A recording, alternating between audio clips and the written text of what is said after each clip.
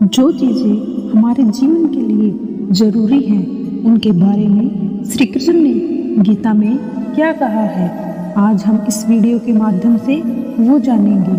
कर्म कर्म क्यों जरूरी है और यह कैसा होना चाहिए। श्री कृष्ण ने अध्याय 8 और श्लोक 7 उसमें श्री कृष्ण कहते हैं, अर्जुन तुम मेरा चिंतन करो लेकिन अपना कर्म करते रहो। वे अपना काम छोड़कर केवल भगवान का नाम लेते रहने का नहीं कहते हैं।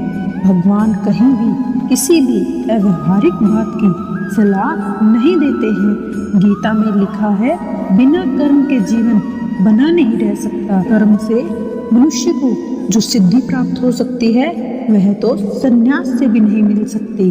दूसरी बात है आजीविका। हमें अपना काम कैसे चुनना चाहिए।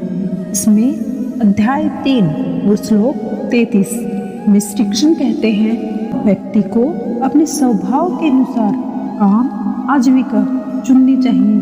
वह काम जिसमें उसे खुशी मिलती हो। हम अपनी प्रकृति और क्षमता के अनुसार काम करें, अपने अस्तित्व की जरूरत के अनुसार काम करें। गीता में यह भी लिखा है कि जो काम आपके हाथ में इस समय है यानी वर्तमान कर्म, उससे अच्छा कुछ नहीं, उसे पूर्ण करो। शिक्षा पाने का अच्छा तरीका क्या है। अध्याय 4 और श्लोक 34 में श्री कृष्ण कहते हैं, शिक्षा और ज्ञान उसी को मिलता है जिसमें जिज्ञासा हो। सम्मान और विनयशीलता से सवाल पूछने से ज्ञान मिलता है। जानकार है वे कोई भी बात तभी बताएंगे जब आप सवाल करेंगे। किताबों में लिखी या सुनी बातों को तर्क पर तोलना जरूरी है। जो शास्त्रों में लिखा है, जो गुरु से सीखा है और जो अनुभव हो रहा है, इन तीनों में सही तालमेल से ज्ञान मिलता है। सेहत अच्छी रहे इसलिए क्या करें। अध्याय 6 और श्लोक 17 इसमें श्री कृष्ण कहते हैं, जो सही मात्रा में भोजन करने वाला और सही समय पर नींद लेने वाला है, जिसकी दिनचर्या नियमित है, उस व्यक्ति में योग यानी अनुशासन आ जाता है। ऐसा व्यक्ति दुखों और रोगों से दूर रहता है। गीता में लिखा है, सात्विक भोजन सेहत के लिए सर्वोत्तम है। ये जीवन प्राण शक्ति, बल, आनंद और उल्लास बढ़ाता है। खुशी सब चाहते हैं पर मिलेगी कैसे। इसमें अध्याय 2 और श्लोक 14 श्री कृष्ण कहते हैं, सुख दुख का आना और चले जाना सर्दी गर्मी के आने जाने के समान है। सहन करना सीखें। गीता में लिखा है, जिसने बुरी इच्छाओं और लालच को छोड़ दिया है उसे शांति मिलती है।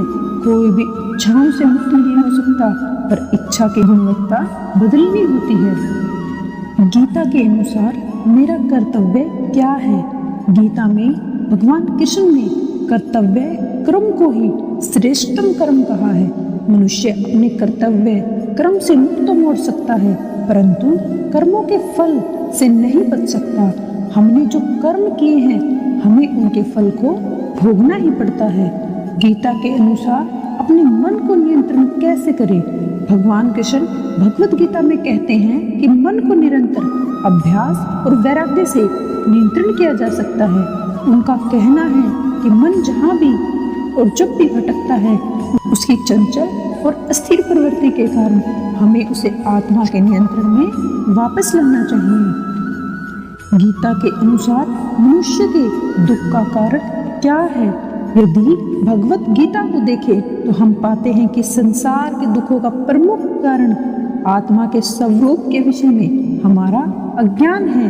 हम स्वजनों की मृत्यु की आशंका से ही भयभीत हो जाते हैं। हमने जो भी अर्जित किया या पाया है उसकी हानि की शंका ही हमारे चेतना को कभी पूर्णतः स्वच्छंद नहीं होने देती।